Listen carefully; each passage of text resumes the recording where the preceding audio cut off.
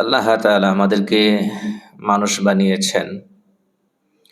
মানুষ দুই জিনিসের সমষ্টি। এক হচ্ছে দেহ, আর এক হচ্ছে আত্মা, যেটাকে আমরা রূহ বলি। দেহ, এর জন্য আল্লাহ তাআলা খাবারের ব্যবস্থা করেছেন। খাবার ব্যতীত দেহটা বেঁচে থাকে না। একটা মানুষের যদি খাবার বন্ধ করে দেওয়া হয় তাহলে একদিন অনাহারে মারা যাবে, যে কয়দিন পরেই হোক মারা যাবে। মাসের পর মাস না খেয়ে বেঁচে থাকে এরকম ঘটনা সম্ভবত নেই। দেহের জন্য আল্লাহ তাআলা খাবারের ব্যবস্থা করেছেন। দেহ যদি সুস্থ রাখতে হয়, ঠিক রাখতে হয়, তাহলে খাবার গ্রহণ করতে হয়। আমরা দেহের খাবার আবার দুই রকম পাই। একটা হচ্ছে রেগুলার খাবার। রেগুলার খাবার কোনটা? যেটা আমরা প্রতিদিনই গ্রহণ করছি, দুবেলা তিন বেলা। সকালে একবার নাস্তা করি, সাধারণত আমরা বাঙালিরা সকালে একবার নাস্তা করি, দুপুরে একবার খাই, আর একবার রাতে খাই। অনেকেই ফাঁকে ফাঁকে দুই একবার আরো নাস্তা করি। এগুলো হচ্ছে শরীরের স্বাভাবিক খাবার, রেগুলার খাবার। আর এক খাবার আছে হলো সিজনাল খাবার। আল্লাহ তাআলা সেই খাদ্যটা সিজন হিসেবে দেন। যেমন বিভিন্ন রকমের ফল ফ্রুট এবং বিভিন্ন রকমের শাক এবং সবজি, যেগুলো এক একটা সিজনে এক একটা পাওয়া যায়। এবং শরীর সুস্থ রাখার জন্য সেই সিজনাল যে খাদ্যগুলো আছে সেগুলো গ্রহণ করতে হয়। তো রুহের খাবার আছে। দেহ এর যেমন খাবার আছে, রুহেরও কি আছে? খাবার আছে। দেহের খাবার যেমন নাকি দুই রকম, রেগুলার এবং সিজনাল, রুহের খাবারও দুই রকম, রেগুলার এবং সিজনাল। তো রুহের রেগুলার খাবার কি সেটাও জানতে হবে, এবং সিজনাল খাবার কি সেটাও জানতে হবে। আজকের আলোচনা মূলত রুহের সিজনাল খাবার নিয়ে। তো পিছন থেকে আবার একটু শুরু করি। দেহের খাদ্য দুই রকম। এক বললাম রেগুলার, এটা তো আমরা সবাই গ্রহণ করি। এখন শুধুমাত্র রেগুলার খাবার খেয়ে কেউ কি সুস্থ থাকতে পারে? সুস্থ থাকতে পারে না। কারণ মানুষের শরীরে যে সমস্ত রোগ ব্যাধি হয়, এগুলোর চিকিৎসা আল্লাহ তাআলা সিজনাল খাবারের মধ্যে রেখেছেন। এজন্য যে সিজনে যে শাক, যে সবজি আসে, যে ফল ফ্রুট আসে, বিশেষ করে দেশীয় ফলগুলো, এগুলো খেতে হয়। ডাক্তাররা খেতে বলেন কিনা? বলেন। যে কোনো ডাক্তার যদি কাউকে খাবারে মেনু তৈরি করে দেন যে এই খাবারগুলো আপনি খাবেন, খাবারের রুটিন তৈরি করে দিয়েছে, হ্যাঁ, ডায়েট চার্ট তৈরি করে দিয়েছে, সেখানে অবশ্যই ফল রাখা হয়। এক গল্প শুনেছিলাম, এক কিডনির ডাক্তারের কিডনিতে সমস্যা হয়েছে। হতে পারে না? চোখের ডাক্তার বলে তার চোখে চশমা পড়বে না কোনোদিন, চোখে সমস্যা হবে না কোনোদিন, এমন হতে পারে নাকি? তো কিডনির ডাক্তারের কিডনিতে সমস্যা, সিনিয়র ডাক্তারের কাছে গিয়েছে। চিকিৎসার এক পর্যায়ে জিজ্ঞাসা করছে, স্যার আমি তো কিডনিতে পাথর কেন হয় এটা নিজে জানি, হিসাব কিতাব করে চলি। ডাক্তাররা তো হিসাব কিতাব করে খায়, হিসাব কিতাব করে চলে, আমাদের মতো না, ঠিক না? আমরা কোন খাবারে কি আছে, কি পরিমাণ আছে কিছুই জানি না। ডাক্তাররা হিসাব করে খায়। সারাদিনে একজন মানুষের কতটুকুন প্রোটিন দরকার, তাদের কাছে এই হিসাব আছে না নাই? আছে। তারপরে কোন খাবারে কতটুকুন প্রোটিন আছে, ডিম কয়টা খেতে হবে, একটা ডিমে কতটুকুন প্রোটিন, মাছের টুকরো কয়টা খেতে হবে, গোশত কয় টুকরো খেতে হবে, ডাল কতটুকুন খেতে হবে, মাপ আছে তাদের কাছে। তো তারা মেপে মেপে খায়। এই জন্য স্বাভাবিকভাবে তারা তুলনামূলক আমাদের চেয়ে ভালো সুস্থ থাকে, বেশি সুস্থ থাকে। তারপরেও রোগ ব্যাধি ডাক্তারদেরও হয়। তো সেই কিডনির ডাক্তার, তিনি সিনিয়র ডাক্তারকে বলছেন যে আমি কিডনির ডাক্তার, কিডনিতে পাথর কেন হয়, এটা থেকে বাঁচার উপায় কি, এসব ব্যাপারে তো মানুষদেরকেও বলি, নিজেও সতর্ক থাকি, তারপরেও আমার কেন এটা হলো? তো সিনিয়র ডাক্তার বলছে, আপনি কি সিজনাল যে ফল ফ্রুট আছে সব খান? কয় হ্যাঁ, আমি সবকিছুই খাই। দেখেন কোনোটা বাদ আছে কিনা। কয় যে একটা ফল আছে এটা পছন্দ করি না, আনারস। আনারসটা পছন্দ করি না, এটা খাই না শুধু। আনুমানিক কত বছর খান না? বলে 5 বছর। এটা যদি খেতেন তাহলে আজকে এই কিডনিতে পাথরটা হতে পারতো না। এই পাথর সৃষ্টি হওয়াতে সেটা বাধা সৃষ্টি করত। আনারসে যে অ্যাসিডটা আছে সেটা এই পাথরকে সৃষ্টি হতেই দিত না। তো আল্লাহ তাআলা এরকম করে এক এক খাবারের মধ্যে এক এক গুণ রাখছেন। তো এই জন্য একজন মানুষ যদি সুস্থ থাকতে চায় তাহলে রেগুলার খাবার যেমন খেতে হয়, সিজনাল খাবারগুলো কি করতে হয়? খেতে হয়। তো শরীরের ক্ষেত্রে, দেহের ক্ষেত্রে যে নিয়ম, রুহের ক্ষেত্রেও সেই নিয়ম। রুহেরও রেগুলার খাবার আছে, রুহেরও কি আছে? সিজনাল খাবার আছে। এখানে আর একটা বিষয় পরিষ্কার হওয়ার দরকার, দেহটা কিন্তু দুনিয়ার জিনিস। দেহ প্রথম তৈরি হয় মায়ের পেটে। মা জমিন থেকে উৎপন্ন হওয়া যে খাবার গ্রহণ করেন, সেই খাবার থেকে সৃষ্ট উপাদান দিয়া, এবং বাবারও সেখানে একটা ব্যাপার আছে। বাবা এবং মা জমিন থেকে উৎপন্ন হওয়া যে খাবার গ্রহণ করেন, সেখান থেকে সৃষ্টি হওয়া উপাদান দিয়া মায়ের পেটে আমাদের দেহ তৈরি হয়। এরপরে দুনিয়াতে আসার পরে সেই দেহটা, শিশুর দেহটা আস্তে আস্তে করে বড় হয়, আমরা পরিণত বয়সে উপনীত হই, মৃত্যু পর্যন্ত আমাদের দেহটা আমাদের সাথেই থাকে। কিন্তু এটা লালিত পালিত হয় কি দিয়া? এই জমিনে উৎপন্ন হওয়া খাবার দিয়া। ফল বলি আর অন্যান্য খাবার বলি, সবগুলো কোত্থেকে আসছে? জমিন থেকে। তো দেহটা জমিন থেকে তৈরি, এর খাবারও জমিনেই আছে। আর রুহ তো জমিনে তৈরি না। রুহ কোথায় তৈরি না? জমিনে তৈরি না। এটা আসছে ঊর্ধ্ব জগৎ থেকে। তাহলে এটা খাবারও নিশ্চয় জমিনে থাকবে না, এটা আসবে থেকে? ঊর্ধ্ব জগৎ থেকে। ইয়াসআলুনাকা আনির রূহ কুলির রূহু মিন আমরি রাব্বি। লোকেরা আপনার কাছে রূহ সম্পর্কে জানতে চায়, আপনি এতটুকুন বলে দেন যে রূহটা হচ্ছে আল্লাহর আদেশের অনুগত একটা বিষয়।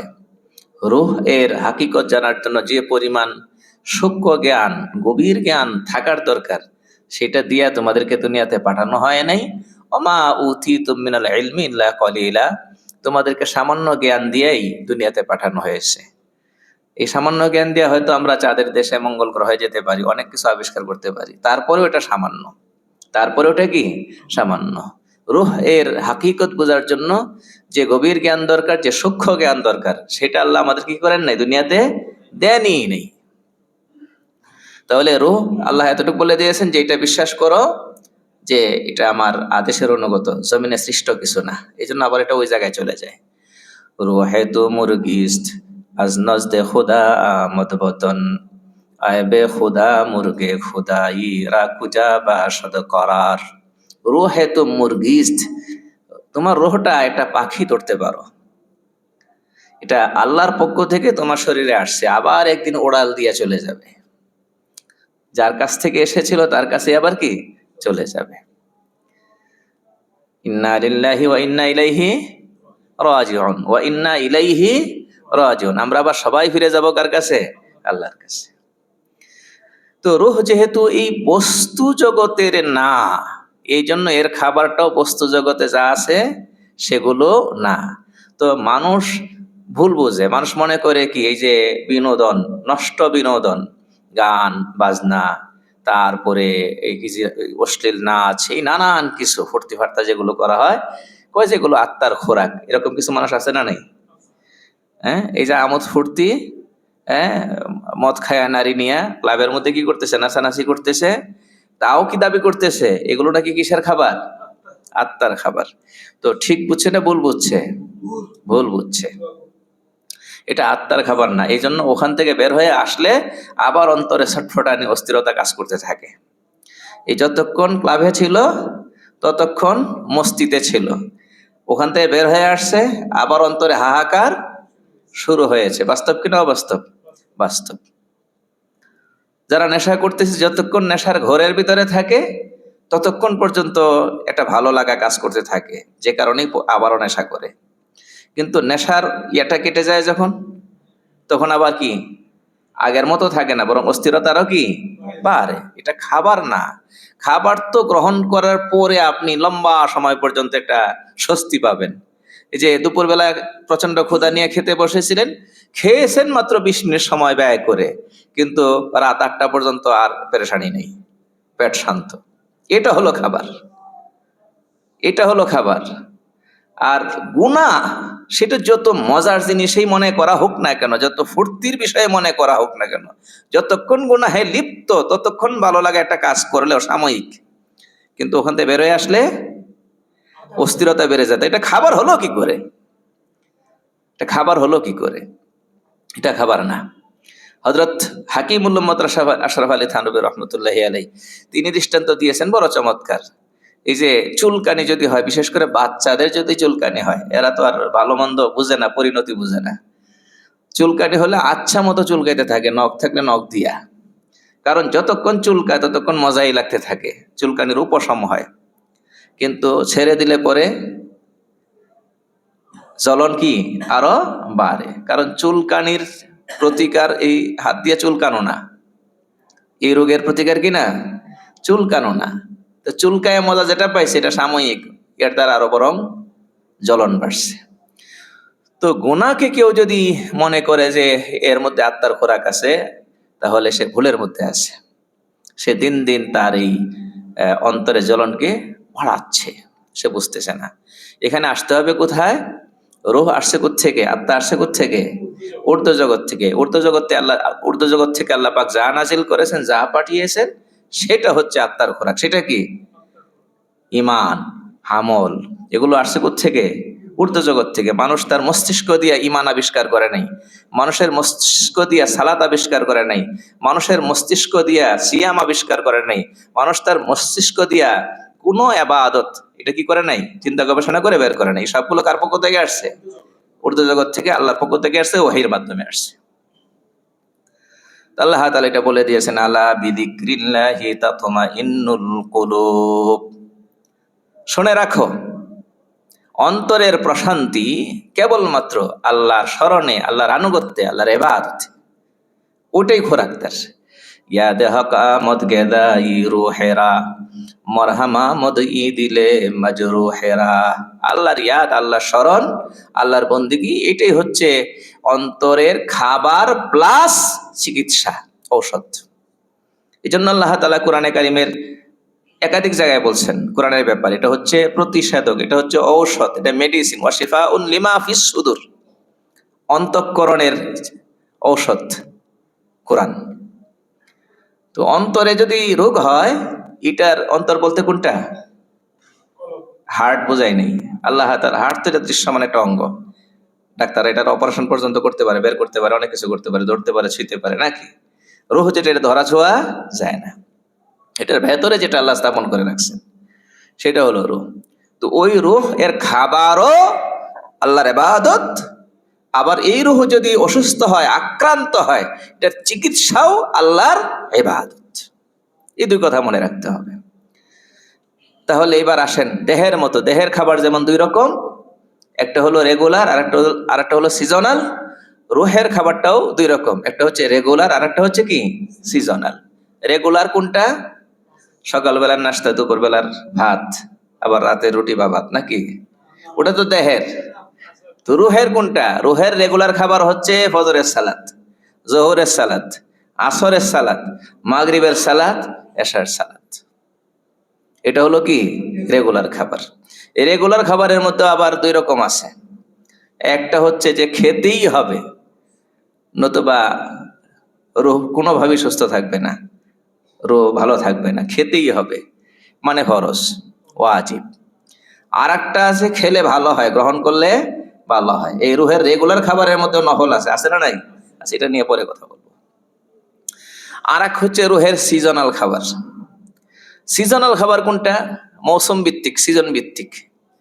এই যে সামনে আসতেছে রমজান, বিশেষ সিজন, বিশেষ এবাদতের সিজন কিনা? আর এবাদত কার খাবার? রুহের খাবার। তাহলে এটা রুহের সিজনাল খাবারের সময় আসতেছে, মাস ব্যাপী সিয়াম, মাস ব্যাপী কিয়াম, না? আচ্ছা, তারপরে রমজানকে সামনে রেখে আসে হলো শাবান মাস। শাবান মাস সম্পর্কে গত সপ্তাহে বলেছিলাম, শাবান মাস গুরুত্বপূর্ণ মাস। শাবান মাসের পরিচয় শুধু এতটুকুন না যে রমজানের আগের মাসটাকে শাবান মাস বলা হয়, বরং শাবান মাসের পরিচয় হলো শাবান ওই মাস যে মাসে রাসূল করিম সাল্লাল্লাহু আলাইহি ওয়াসাল্লাম সবচেয়ে বেশি নফল সিয়াম, নফল রোজা রাখতেন। কোন মাসে? শাবান মাসে। শাবান ওই মাস যে মাসে বান্দার বার্ষিক আমলগুলো আল্লাহ তাআলার কাছে পেশ করা হয়, বার্ষিক আমল। এবং রাসূল করিম সাল্লাল্লাহু আলাইহি ওয়াসাল্লামকে যখন জিজ্ঞাসা করা হলো যে ইয়া রাসূলুল্লাহ, আপনি শাবান মাসে এত বেশি রোজা রাখেন, অন্য মাসে তো রাখেন না নফল রোজা, তিনি বলছেন যে শাবান মাসে আল্লাহ তাআলার কাছে বান্দার সারা বছরের আমল পেশ করা হয়। আমি চাই আল্লাহর কাছে আমার আমলগুলো যখন উঠবে আমি যেন তখন রোজাদার থাকি, এই জন্য আমি শাবান মাসে কি রাখি? রোজা রাখি। তাহলে শাবান মাসের গুরুত্ব আছে না নেই? তাহলে শাবান মাসেও বাড়তি আমল আছে, বাড়তি আবাদত আছে, সিজনাল। কি এটা? সিজনাল। এরপরে রমজানের পরে আসে আবার 2-2.5 মাসের ব্যবধানে, 2 মাস আর 2.5 মাস না, হজের সিজন তো আরো আগে শুরু হয়েছে, হজের মৌসুম, হজ, কোরবানি, সেগুলো সিজনাল রোহের খাবার নাকি?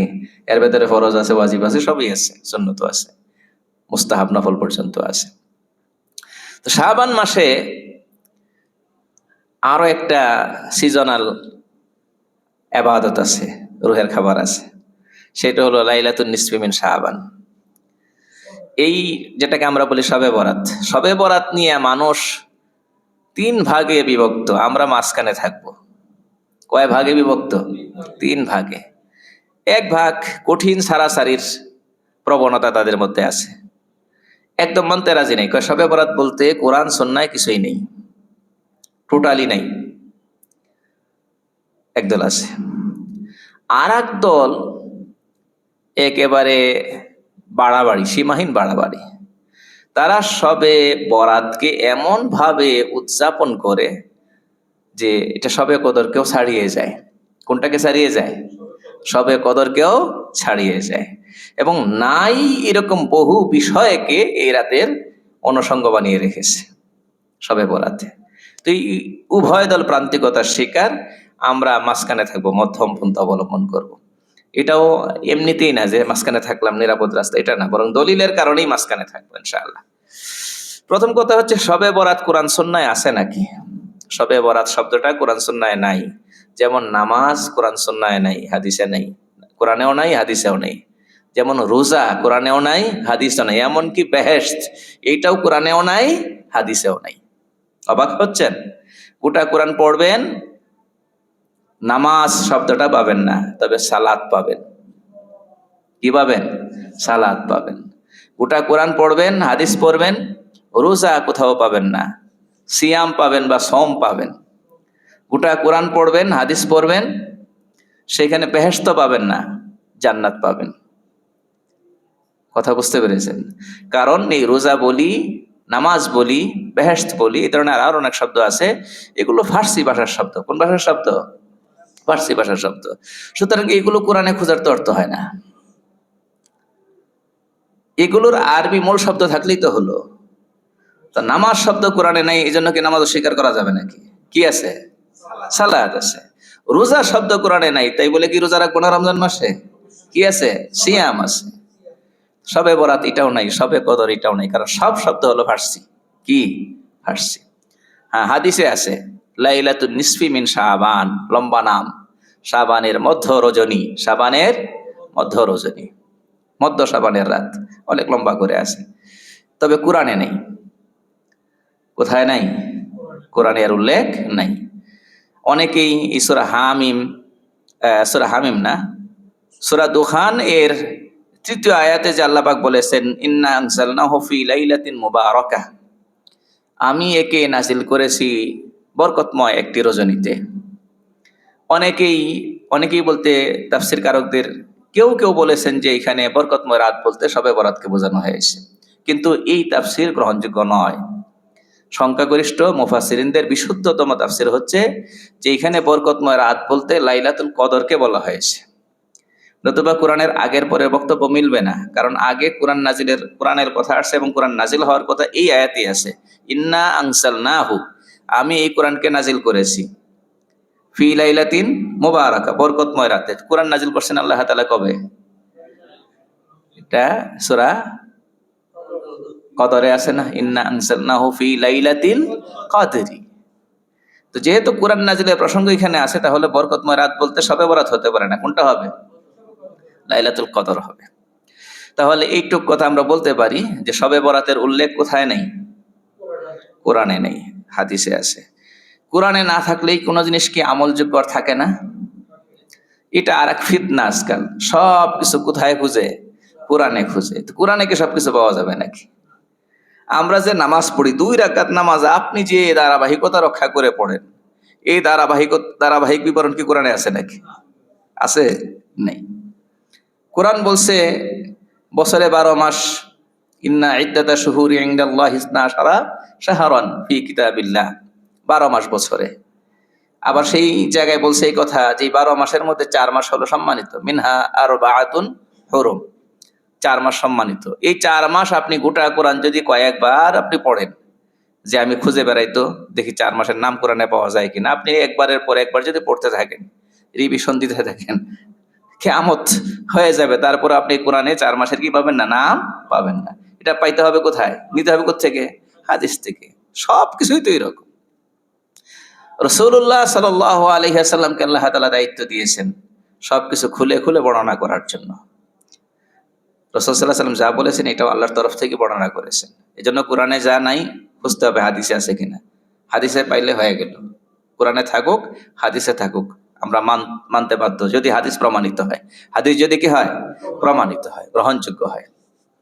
যদি জাল হাদিস না হয়, বানোয়াট হাদিস না হয়। হাদিস অনেক সময় বানানো হয়েছে, কিছু মানুষ বানাইছে, বানায়া হাদিসের নামে চালিয়ে দিয়েছে। এগুলো তো মূলত হাদিস না, মানুষের বানানো কথা। কার নামে চালিয়ে দিয়েছে? রাসূলুল্লাহ সাল্লাল্লাহু আলাইহি ওয়াসাল্লামের নামে চালিয়ে দিয়েছে। তো এই জন্য হাদিসকে প্রমাণিত কিনা এটা একটু জানতে হয়।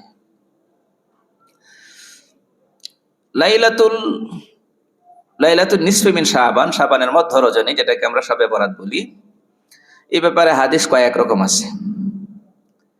অনেক সাহাবী থেকে হাদিস আসছে। এই হাদিসগুলো আবার ওই যে বললাম, যাচাই করতে গেলে কয়েক ভাগে বিভক্ত হয়ে গেছে। হাদিসের মধ্যে আবার প্রকার আছে, যেমন হাদিস সহিহ।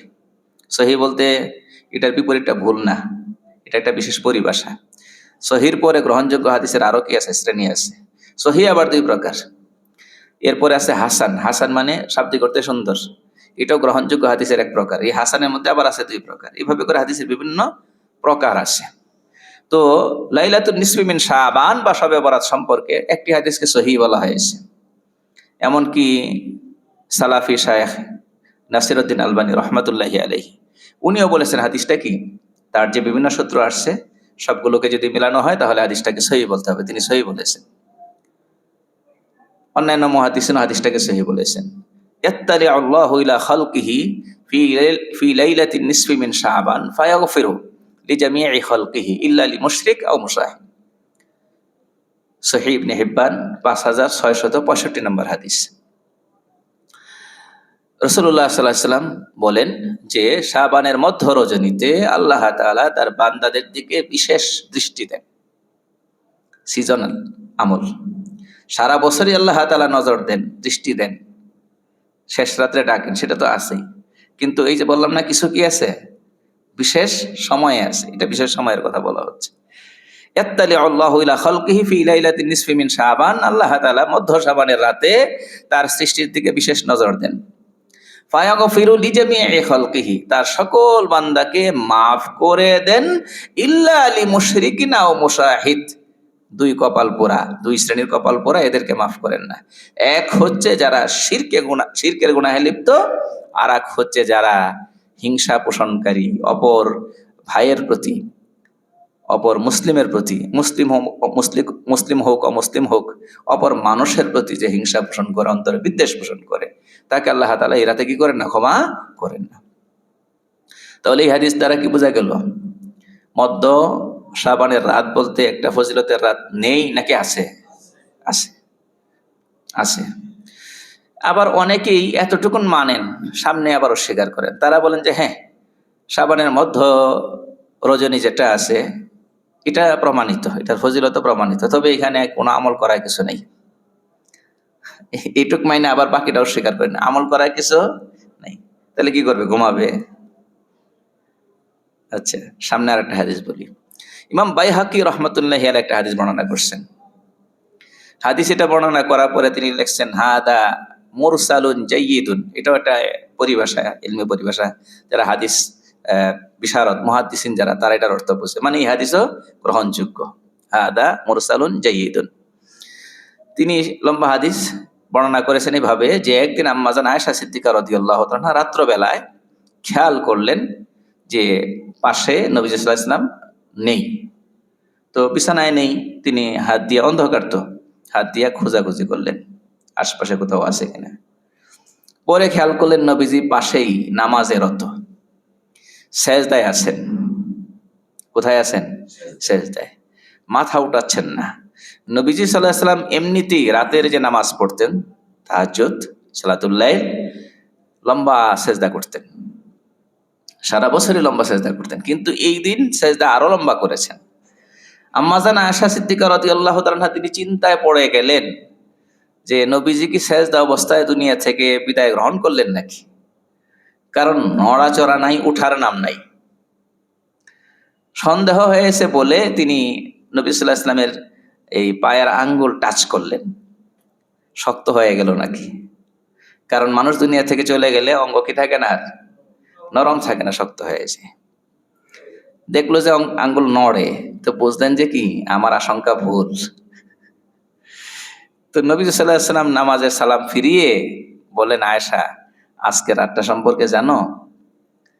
আজকের রাতটা হচ্ছে লাইলাতুন নিসফি মিন শাবান। এরপরে তিনি বলেন, ইন্নাল্লাহা আযজা ওয়া জাল ইয়াত্তালিউ আলা ইবাদিহি ফি লাইলাতিন নিসফি মিন শাবান। শাবানের মধ্য রজনীতে, মানে শবে বরাতে, আল্লাহ তাআলা তার বান্দাদের দিকে বিশেষ নজর দেন। ফায়াগফিরু লিল মুস্তাগফিরিন, যারা আল্লাহর কাছে মাগফিরাত কামনা করে চলেছে, ক্ষমা চাচ্ছে, আল্লাহ তাআলা তাদেরকে ক্ষমা করে দেন। ওয়ারহামুল মুস্তারহিমিন, আর যারা আল্লাহর কাছে দয়া ভিক্ষা করছে, আল্লাহ রহম কামনা করে চলেছে, তাদেরকে আল্লাহ তাআলা রহম করেন, দয়া ভিক্ষা দেন। তাহলে এই হাদিস থেকে কি বোঝা যায়?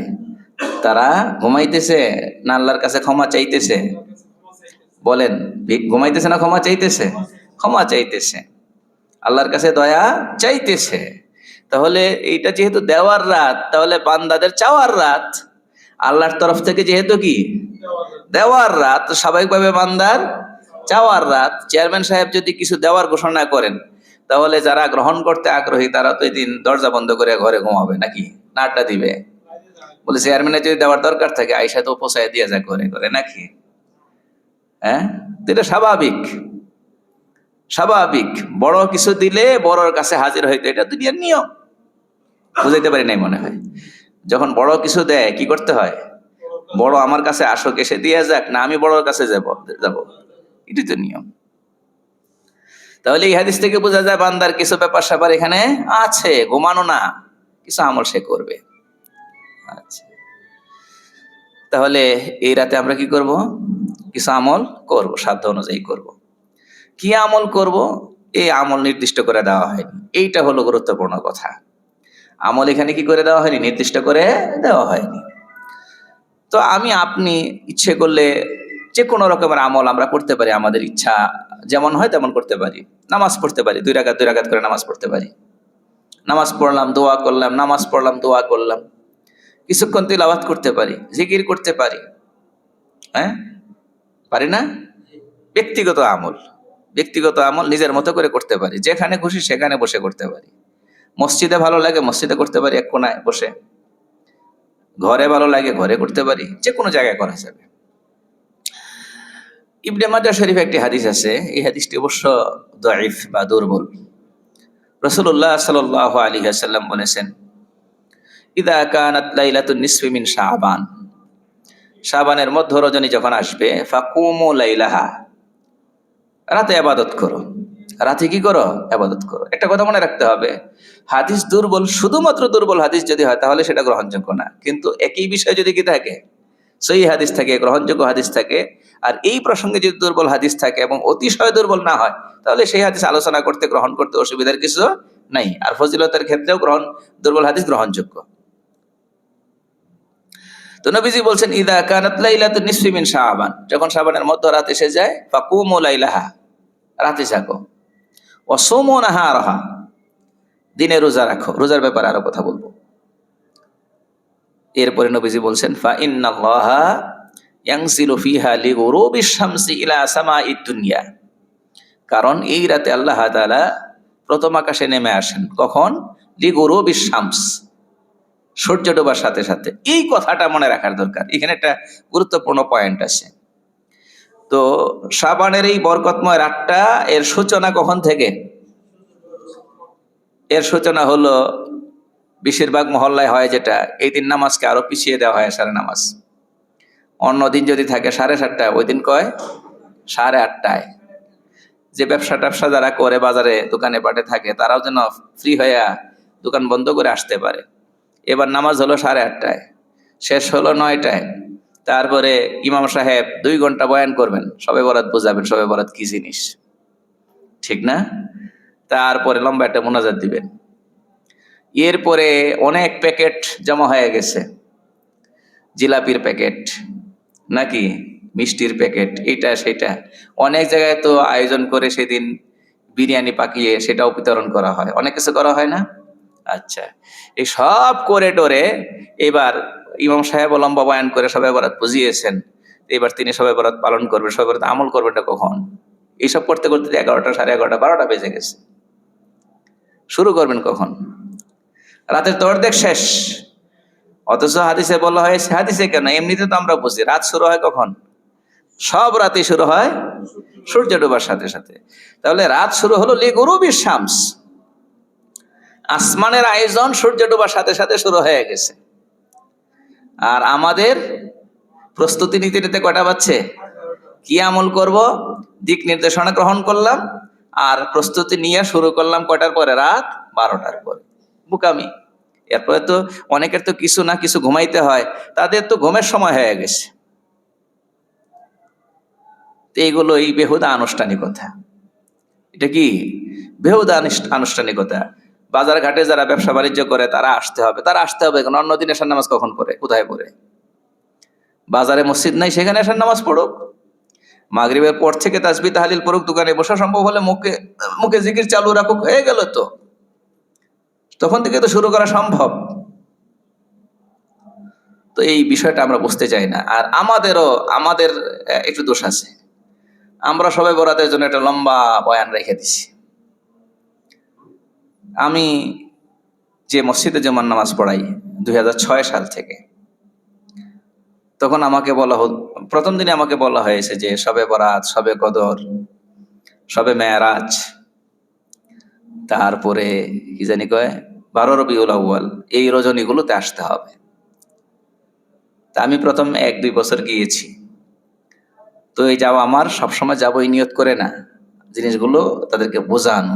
আলহামদুলিল্লাহ কয়েক বছরের মাথায় তাদেরকে এটা বুঝিয়ে দিতে পেরেছি যে এই রাত বলে সব রাতে আবার ইবাদতের রাত না। যে কটা ইবাদতের রাত আছে, সেই রাত তো আপনি মাগরিবের পর থেকে ইবাদত শুরু করবেন, তো ওখানে আমার আসতে হবে কেন? তো আলহামদুলিল্লাহ আমি সবে বরাতেও যাই না, লাইলাতুল কদরেও যাই না, মানে 27-এর রাত যেটা মনে করা হয় আমার দেশে যে এটা হলো বিশেষ উদযাপনের রাত। তো লাইলাতুল কদর কবে হবে, কি কি ব্যাপার স্যাপার এখানে আছে, হাদিসে কি কি বলা হয়েছে, এগুলো আগেই তো বয়ান করে দিচ্ছি জুমার বয়ানে। শবে বরাত সম্পর্কে শবে বরাতের আগের জমা বয়ান হয়ে গিয়েছে, রাতে কেন বয়ান করতে হবে? হ্যাঁ, যদি এমন হয় যে কিছু নতুন মানুষ এসেছে, তারা আর আগে কখনো কি আসেনি, জমায় আসেনি, তাদের জন্য সংক্ষিপ্ত কয়েক মিনিটে বয়ান তো হতে পারে, সংক্ষেপে বলে দেওয়া মূল কথাগুলো। তো এই যে আনুষ্ঠানিকতা, এই মানসিকতা থেকে বের হয়ে আসতে হবে। উদযাপন, কোন ইবাদতের রাত, এর সঙ্গে উদযাপন কথাটা যায় না। আমল করার রাত, এখানে উদযাপন বলতে আবার কি? উদযাপন বলতেই তো বোঝায় যে এখানে বিশেষ কি আনুষ্ঠানিকতা আছে, সমষ্টিগত কিছু ব্যাপার স্যাপার আছে। অথচ এই রাতগুলো ব্যক্তিগত আমলের। তো আল্লাহ তাআলা সূর্য ডোবার সাথে সাথে নিচের আকাশে নেমে আসেন। আল্লাহ নেমে আসার ব্যাখ্যা আছে, তো যাক সেই সূক্ষ্ম ব্যাখ্যায় যাচ্ছি না। নেমে আসেন, তারপরে বান্দাদেরকে ডাকতে থাকেন, আলা আমিন মুস্তাগফিরিন ফাআগফির আল্লাহ, আছে কেউ ক্ষমা প্রত্যাশী, মাগফিরাত চায়, আমি মাগফিরাত করবো, তাকে ক্ষমা করে দেব। তাহলে বোঝা গেল চাওয়া লাগবে। আলা মিন মুস্তারজিকিন ফাআরুসুকা, রিজিক সন্ধানকারী কেউ আছে কিনা, আমি তাকে রিজিক দান করব। তাহলে রিজিক চাওয়া লাগবে। আলা মুবতালান ফাউআফিয়া, আছে কি কোনো বিপদগ্রস্ত মানুষ, যে কোনো রকম বিপদ হতে পারে, আমার কাছে বললে আমি বিপদ দূর করে দেব। আলা কাদা আলা কাদা, এইভাবে করে বিভিন্ন বিষয়ে উল্লেখ করে করে আল্লাহ ডাকতে থাকেন, হাত্তা ইয়াতলু আল ফাজর, সুবহ সাদিক হওয়া পর্যন্ত। তাহলে এই হাদিসে রোজার কথা আসছে। হাদিসটা তো আমি আগেই বলেছি দুর্বল। তো দুর্বল হাদিসের ভিত্তিতে একটা বিধান নেওয়াটা কঠিন, কারণ দুর্বল হাদিসের ফজিলত গ্রহণ করা যায়, ফজিলতের হাদিস হলে সেই ফজিলতকে নেওয়া যায়, দুর্বল হাদিস থেকে বিধান নেওয়া যায় না। তো এখান থেকে শবে বরাতে রোজাটা কেমনে নিব? ইবনে রাজব হাম্বলী রহমতুল্লাহি আলাইহি তিনি বলেছেন শবে বরাতের রোজা এটা নিষিদ্ধ না, যদিও এই হাদিস দুর্বল, তারপরে নিষিদ্ধ না। কেন? কারণ এই রোজাটা পড়তেছে হলো অন্য রোজার ভেতরে, আইয়ামে বীজের ভেতরে। আইয়ামে বীজ হচ্ছে প্রতি চাঁদের 13, 14, 15, এই তিনটা রোজা। প্রতি চাঁদের 13, 14, 15। তো লাইলাতুন নিসফি মিন শাবানের পরের দিনের যে রোজা, এটা 15, মানে আইয়ামে বীজের শেষের দিনেরটা। তাহলে এটা তো আইয়ামে বীজের ভেতরে পড়তেছে, এক। আর দ্বিতীয়ত রাসূলুল্লাহ সাল্লাল্লাহু আলাইহি ওয়াসাল্লাম শাবান মাসে সবচেয়ে বেশি রোজা রাখতেন, নফল রোজা রাখতেন। তো শাবান মাসের যে কোনো তারিখই তো রাখতে পারেন, শেষের তারিখ যেটা আর কি, সেই দিকে একটু কথা আছে, এবং একেবারে শেষ তারিখ যেটা শাবানের, সেই দিন রোজা রাখা নিষিদ্ধ, থাকে মুশরাক বলা হয়। তো এই মধ্য শাবানে তো আপনি রোজা রাখতেই পারতেছেন, শাবানের শুরুতে রাখতে পারতেছেন, সারা শাবান মাস জুড়ে রাখতে পারতেছেন, তো এই হিসাবে রাখা যাবে। শুধুমাত্র শবে বরাতে রোজা নাম দিয়া রাখাটা, এটা অতটা ভালো না। কথা বুঝতে পেরেছেন নাকি? তারপরে রাখলে কোনো হবে সেই কথা বলা যাবে না। কথা বুঝতে পেরেছেন?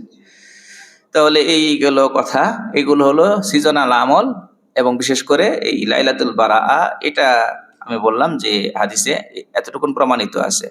যা প্রমাণিত আছে তা করব, যা প্রমাণিত নয় তা করব না। এক হলো এই রাতের আবাদত হলো ব্যক্তিগত, সম্পূর্ণ সমষ্টিগত কোনো আবাদত এখানে নেই। 2 নাম্বার কথা হলো এটা শুধু আবাদতের রাত, এখানে হালুয়া রুটি তৈরি করতে হবে, এক বাসা থেকে আরেক বাসায় দিতে হবে, এগুলো সারা বছরের কাজ। আপনার বাসায় ভালো খাবার তৈরি করবেন, পাশের বাসায় দেবেন, পাশের বাসায় কিছু তৈরি করলে আপনার বাসায় দেবে, এরকম দেওয়া নেওয়া, এটা ভালো।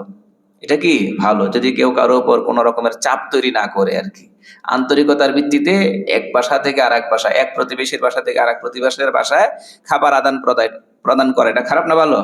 ভালো, হাদিসে উৎসাহিত করা হয়েছে। কিন্তু লাইলাতুল বারাআর ভেতরে আপনি কি করবেন?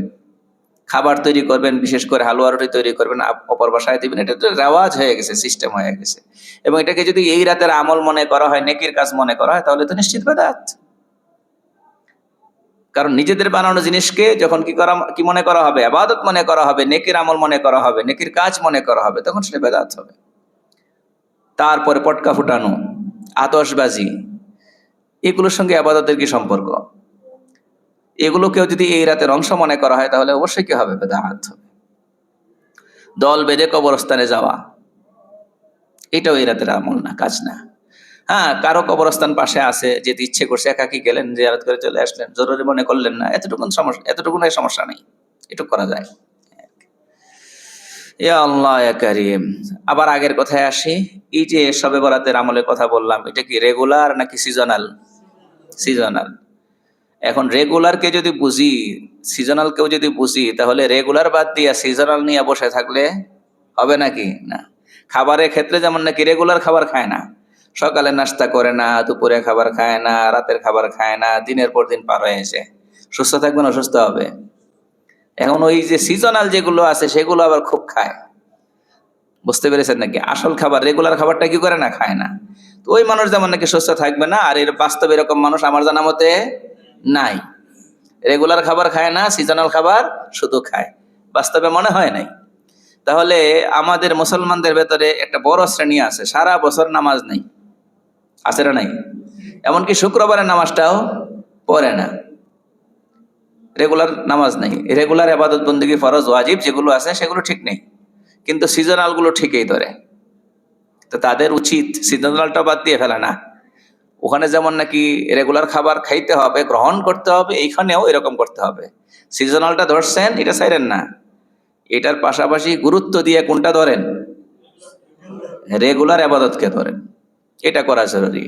এই যে মধ্য মধ্য রজনীতে আল্লাহ তাআলা এসে ডাকেন, এই ডাক তো আল্লাহ তাআলার তরফ থেকে রেগুলার হয়। সহিহ বুখারীর হাদিস, রাসূলুল্লাহ সাল্লাল্লাহু আলাইহি ওয়াসাল্লাম বলছেন, ইয়ানসিলু রাব্বুনা তাবারাকা ওয়া তাআলা ফি কুল্লি লাইলাতিন হিনা ইয়াবকা সুলুসুল লাইলিল আখির। আল্লাহ তাআলা রাত্রের শেষ 1/3 যখন বাকি থাকে, তখন প্রত্যেক রাতেই দুনিয়ার আকাশে অবতরণ করেন।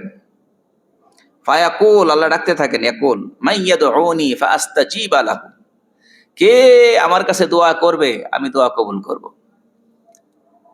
মাই ইয়াসআলুনি ফাউতিয়াহু, কে আছে আমার কাছে প্রার্থনা করবে আমি প্রার্থনা মঞ্জুর করব। মাই ইয়াস্তাগফিরুনি ফাআগফির লাহ, কে আছে গুনাহ মাফ চাইবে আমি তার গুনাহ ক্ষমা করে দেব। তো এটা ফি কুল্লি লাইলাতিন বলা হয়েছে, প্রতি রাতে হয় নফলের মধ্যে। যদিও শেষ রাতের জায়গা আমাদের জন্য কিনা ফরজ না, ওয়াজিব না, সুন্নত, কিন্তু এই ফজিলতের সুযোগ, এই ফজিলত গ্রহণ করার সুযোগ আছে না? নাই, আছে। যদি পারি রেগুলার করলাম, আর যদি রেগুলার এটা করতে না পারি, যেহেতু নফল, তাহলে গুনাহ হবে না ছেড়ে দিলে। এই বিশেষ রজনীটা গ্রহণ করতে পারি তো অন্তত, এটা তো বছরে একদিন। লাইলাতুল কদরটাকে গুরুত্ব দিতে পারি। সারা বছর তাহাজ্জুদ পড়তে পারা তো অনেক হিম্মতের কথা, পারলে তো ধরতে হবে। কিন্তু রেগুলার ফরজ যদি হয় তাহলে বাদ দেওয়া যাবে না। রেগুলার ফরজ হলে বাদ দেওয়া যাবে না।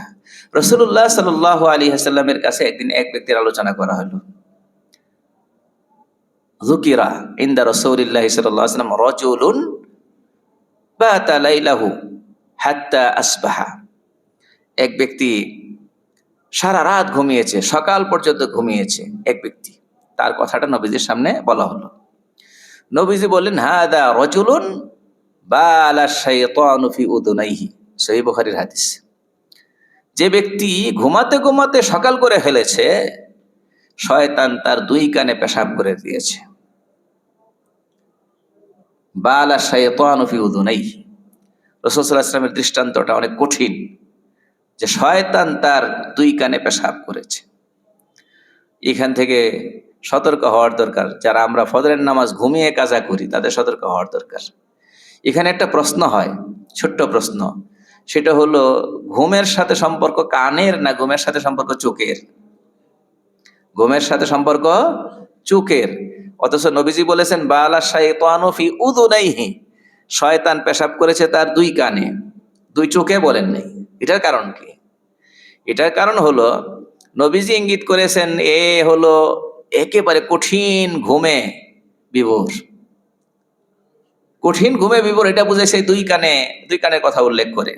কারণ আজান হয়েছে, আজানের আওয়াজ তার কানে পৌঁছায় নেই, হাইয়া আলাস সালাহ ডাকা হয়েছে, তার কানে পৌঁছায় নেই। ঘুম বেশি গভীর হইলে মানুষ এই সাধারণ আওয়াজে, এমনকি কঠিন আওয়াজেও কি হয় না, জাগ্রত হয় না। তো আজানের আওয়াজ তার কানে গিয়া ঘুম ভাঙলো না, জাগতে পারলো না সে ফজরের সালাতের জন্য। সে এমন করে কি করছে, ঘুমাইছে। তা বোঝা গেল তার কানে মূলত আজান পৌঁছায় নাই, শয়তান যেন পেশাব করে তার কানে ছিদ্র বন্ধ করে রেখেছে। কত ভয়ঙ্কর কথাবার্তা। দৃষ্টান্তটা কতটা মানে চিন্তা করার মতো, নবীজি এত কঠিন দৃষ্টান্ত দিয়েছেন। তো রেগুলার আমলের ব্যাপারে ছাড় নাই, সেটা ফজরের সালাত হোক, আর জোহরের হোক, আসরের হোক, মাগরিবের হোক, এশার হোক। তাহলে ইনশাআল্লাহ আমাদের জীবন সফল হবে। নামাজ ছাড়া তো জীবন সফল হয় না, নামাজ ছাড়া জীবন সফল হয় না। মানুষ যে নানান ক্ষেত্রে মনে করে জীবন সফল হয়ে গেছে, নানান জনের ব্যাপারে মনে করে জীবন সফল হয়ে গেছে, আসলে তারা সফলতার অর্থটাই বুঝে না। কোনো নির্দিষ্ট লক্ষ্য পূরণ আর সফল হওয়া এক না। কি বলেছি? নির্দিষ্ট লক্ষ্য পূরণ আর সফল হওয়া কিনা এক না। একজন মানুষের জীবনের লক্ষ্য ছিল ডাক্তার হবে, ডাক্তার হয়েছে, তাই বলে তার জীবন সফল হয়ে গেছে এই কথা কি বলা যায় নাকি? হতে পারে তার পারিবারিক জীবনে অশান্তি আছে, সামাজিক জীবনে নানান রকম পেরেশানি আছে, নানান রকমের ঝামেলার ভেতরে সে থাকতে পারে। তো ডাক্তার হয়েছে মানে একটা লক্ষ্য পূরণ হয়েছে, সে সফল হয়ে গিয়েছে কথা বলা যায় না। স্বপ্ন ছিল জাতীয় খেলোয়াড় হবে, ক্রিকেটার হবে, হয়েছে, লক্ষ্য পূরণ হয়েছে, তাই বলে তার জীবন সফল হয়ে গেছে সেটা না। স্বপ্ন ছিল বিয়ে যখন করব সুন্দরী রূপসী একটা মেয়ে বিয়ে করব, করেছে, কিন্তু সংসার সুখের হয়নি। লক্ষ্য পূরণ হয়েছে, জীবন কি হয় নাই? সফল হয়নি। জীবন সফল হওয়া এক জিনিস, বিশেষ কোনো লক্ষ্য পূরণ হওয়া আর এক জিনিস। জীবন সফল করতে হলে ওই সফলতার জায়গা যেটা সেখানে আসতে হবে। হাইয়া আলাস সালাহ, হাইয়া আলাল ফালাহ। নামাজের দিকে আসো, সফলতার দিকে আসো। নামাজের দিকে আসো, সফলতার দিকে আসো। তাহলে নামাজ হলো সফলতার মাধ্যম। কদ আফলাহাল মুমিনুন আল্লাযীনা হুম ফি সালাতিহিম খাশিউন। আল্লাহ তাআলা বলছেন মুমিনরা সফল যারা মনোযোগ সহকারে সালাত আদায় করে, নামাজ আদায় করে। তো এই জন্য আমরা যদি জীবন সফল করতে চাই তাহলে রেগুলার আমলগুলো ধরতে হবে, আবার সিজনাল আমলগুলো কি ধরতে হবে। আল্লাহ তাআলা আমাদেরকে আমল করার তৌফিক দান করুন।